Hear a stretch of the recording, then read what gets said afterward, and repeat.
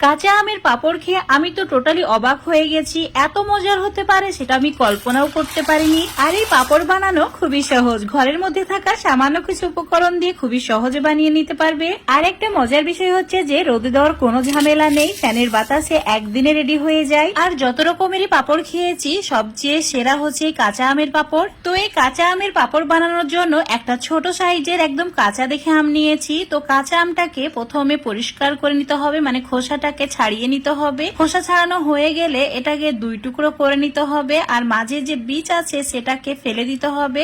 আর এরই সঙ্গে আমের যে শক্ত অংশ আছে সেটাও কেটে বাদ দিতে হবে। তারপর ছোট ছোট টুকরো করে নিতে হবে। এবার একটা কাপের মাপ করে 1 কাপ সাবুদানা নিতে হবে, আর এই সাবুদানা জলের মধ্যে দিয়ে ভিজিয়ে রেখে দিতে হবে 10 মিনিটের জন্য।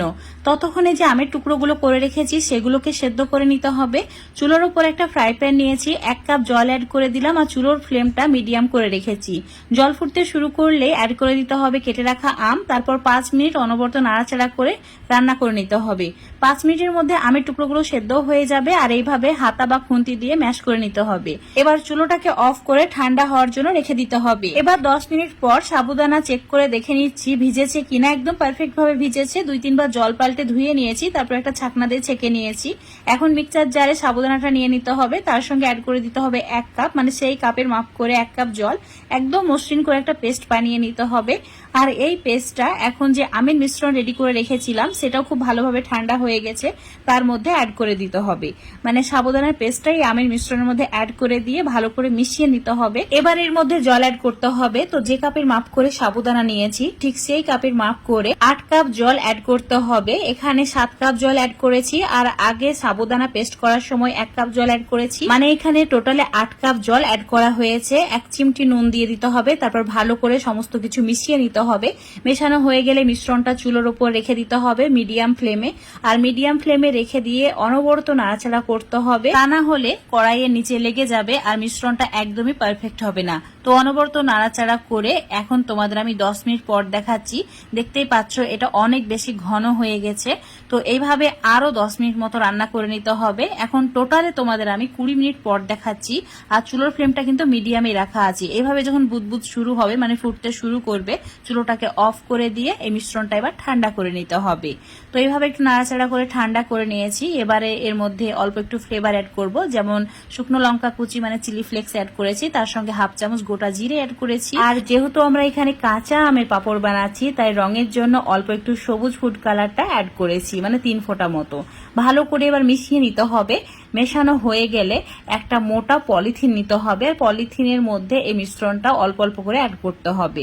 তো খুব ভালো করে আমি মিশিয়ে নিয়েছি। দেখতে পাচ্ছ কালারটা খুব সুন্দর চলে এসেছে।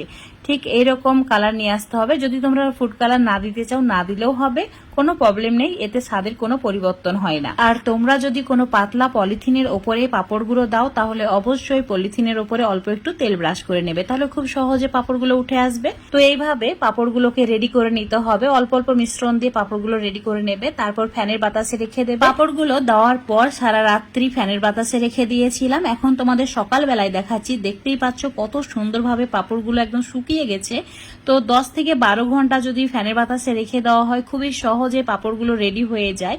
একদম ট্রান্সপারেন্ট হয়েছে, আঙুলগুলো দেখা যাচ্ছে এতটাই পাতলা হয়েছে। এখন এই পাঁপড়গুলো ভেজে খাওয়ার জন্য একদমই পারফেক্ট। যদি তোমরা স্টোর করে রাখতে চাও 1 বছরেরও বেশি স্টোর করে রাখতে পারবে, কিন্তু হালকা একটু রোদে দিয়ে তারপর এয়ারটাইট কন্টেনারের মধ্যে ভরে রাখবে, তাহলে যখন বের করে ভাজবে ঠিক এইভাবেই ফুলে উঠবে আর একদমই পারফেক্ট ভাবে ভাজা হবে।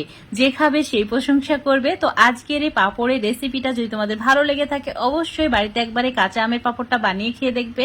সত্যি বন্ধুরা, একবার খাওয়ার পর তোমরা প্রত্যেক সিজনে বানিয়ে রাখবেই। তো আজকের রেসিপি ভালো লাগলে লাইক শেয়ার কমেন্ট করে দেবে। ফেসবুক পেজ থেকে দেখলে পেজটাকে ফলো করে নেবে, ইউটিউব থেকে দেখলে চ্যানেলটাকে সাবস্ক্রাইব করে রাখবে আরো এরকম রেসিপিগুলো পাওয়ার জন্য।